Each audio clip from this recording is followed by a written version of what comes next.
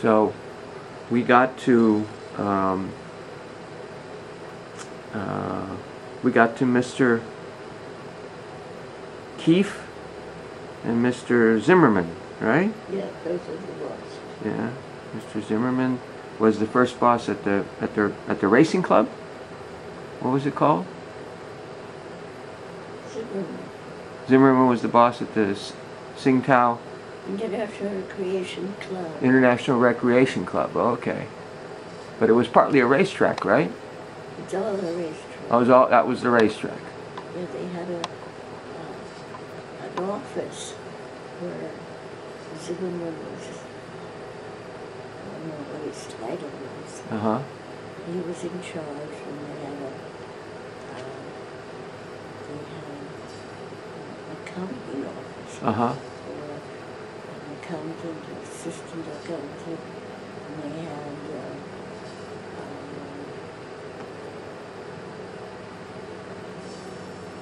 they had, an office that did all the programming. Uh-huh. For the races. Right. Was it, how often did the races run? They ran, I think, every day. Year round? Maybe they ran only on the weekend. Uh-huh. Saturday and Sunday. But year round, or just in the summer, or? No, I think it was year round, except maybe when the weather. It was bad. They took some breaks. And how long did you work there for the? I think I must have been with them about 2 or 3 years. Uh-huh. And while I was there, that office was on the, I think, 5th floor or something, and the floor above it was Texaco. Uh-huh. And the district manager of Texaco was Frank Keefe. He was very friendly with Henry Zimmerman, Right. who ran the race. Right. You said that. Yes. And he used to come down a lot. And he was having a terrible time with getting the right executive secretary. He had a young man, and he was awful. His filing was all wrong, and he couldn't do the letters. So you had to bring the sector out from the states, like Standard Oil and Texas secretaries that they brought out from the states. Anyway, he used to come down and visit at the race club, and knew that my boss was satisfied with my work. Uh-huh. And so he decided he was going to talk to him and fire the other guy and get me to come work. Uh-huh. It was quite a... It wasn't easy for him to get them to do that. Uh-huh. But finally, he upped the salary, and then he told me that this is what he was going to pay me. And of course, the boss I had couldn't stop me. It was too big a difference. So that must have been about 1934. I got married when? 38? Yeah. I would say that might have been like 35. Uh-huh. So where were you living at that point? In Tsingtao. I mean, with your mom, or?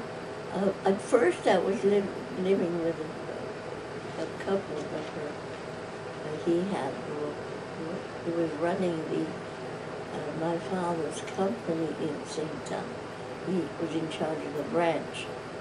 After my father passed away, Yeah. he still had that. So when I needed to take shorthand typing lessons, which were not available in Tsingtao. He offered me to come live with them. In Steinberg's. yeah, but that was the typing lessons were not available in Tsinan. in Tsinan. Oh, okay. And So your mom was still in Tsinan when Right. when your dad first died. Okay. Right. And so they said I could come live with them, but they didn't have an extra room. They had one child. He was probably a year old at the time. And so he had his room with the armor in there. And so they put me in another bed. So I had the child in the armor. So I came and I stayed with them. And I took them into Cool. typing school. It was And you went right from that to the International Recreation Club? right. From there I went to the National Recreation. So that was probably 1931. You were supposed to graduate in 31, right? Right. So that would have been 1931 still. No, it would be later. Well, how long were you in the school? I was supposed to graduate in 31. Right? I took this job after that year. I went back to Tsinan. Tsinan. Oh, how long were you in Tsinan? I must have gone there in the first few days of December Oh, right. 30. 30, right? My father died December 30th. Oh, okay. 1930. Oh, okay. So I was there for quite a while after my father died. Well, to go back after my father died, our house, after a while, our house burnt. Your house burnt? The house we were living in Yeah? burned down. How did that Tsinan. happen? How did that happen? Wiring, Uh-huh. faulty wiring somehow. The thing was very badly. So on top of everything else, your house burned down. Yeah, the house burned down. Everything we had. And a lot of it was true now. It was about 3 a.m. Oh my gosh. when this happened. So, at the same time, my father had built before this a commercial building with apartments upstairs. And downstairs, they had like a tea room and a bakery because there were no bakeries of, petit fours, eclairs, that kind of thing. And so my father thought that it would pay to have that, but then, he died. And my mother tried to continue Right. this bakery thing. It didn't do well. Finally, they gave it up. But this building had the bakery downstairs and apartments upstairs. So when our house burned down, we moved to an apartment in this commercial building. And my mother tried to continue running the bakery, and there was something else with it. Anyway, she didn't do well. She was not a businesswoman. She didn't do well at all. And that was when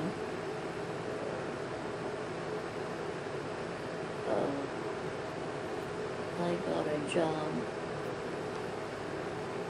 with the... Well, then you went to get the stenographer's course. Yes. And right away you got the job when you graduated, you got the job. But so how long were you back in Tsinan after the house burned down and everything? Is that like a half a year? I wasn't there long because the house burned down and my father passed away December 30th. Right. And we still lived in the house after that. And my mother had already started the bakery Uh-huh. before my father died. But when the house burned down, Yeah. we moved into the apartment Right. Okay. above the bakery. And my mother tried to keep doing things, and she didn't do well. She just was not a business Right. competing with. Anyway, it was at that time that first I got a job with a man who owned 2 movie houses, and then he needed a secretary. Had you gone to the school already? This is after the school. Oh, okay, so you went to the school. Yeah. So you remember, did you finish the school in like the summer? Yeah. Okay. The school, it wasn't a real school.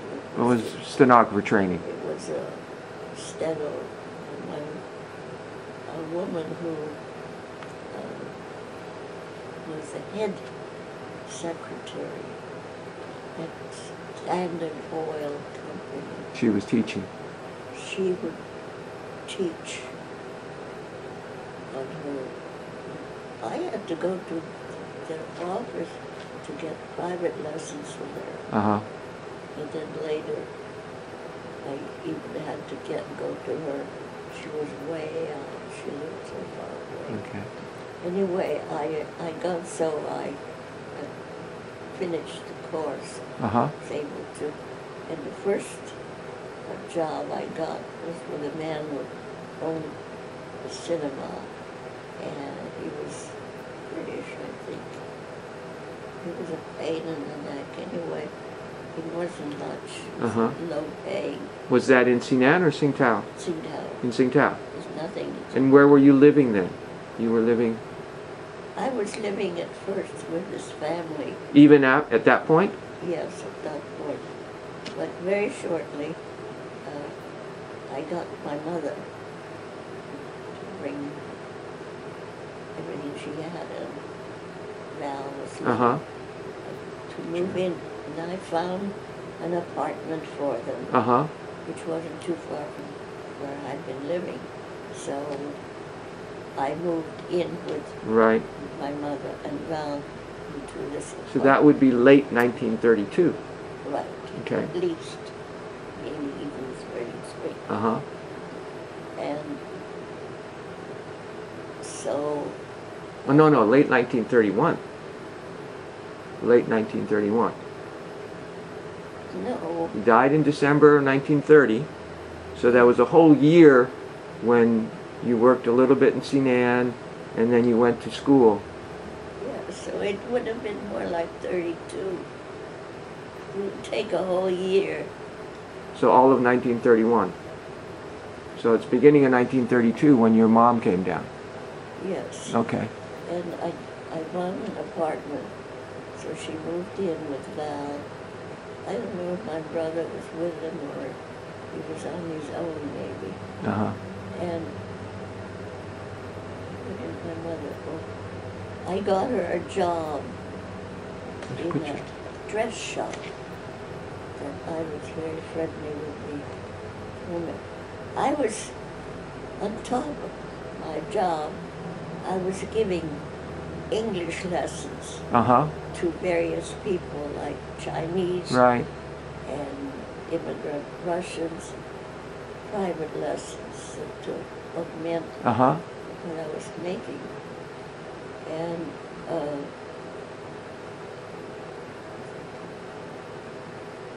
so I used to walk. When I first I had to go. Can you put your arm there? Yeah. First I had to go and take lessons. When I was ready, I went to work for this man who owned a cinema, and he was weird as can be. And I wasn't with him very long when I got the offer at the IRC, in the National Club. And then when I worked there for a while, Texaco man lured me over to him. And the job was a double job. One was I was executive secretary. For him. Only worked for him. And on top of that, I became the payroll clerk. Oh, okay. I got all of the cash. And they would line up, all these Chinese accountants and clerks that the company had would line up. How many were there? Huh? How many? Oh, maybe 9, 10. Anyway, they would line up, and I would have all this cash on my desk, and I would hand them, I think in an envelope, hand them, they would sign for it. Anyway, I had to do that on top of my secretarial work, and then I handled all of the correspondence. But on top of that,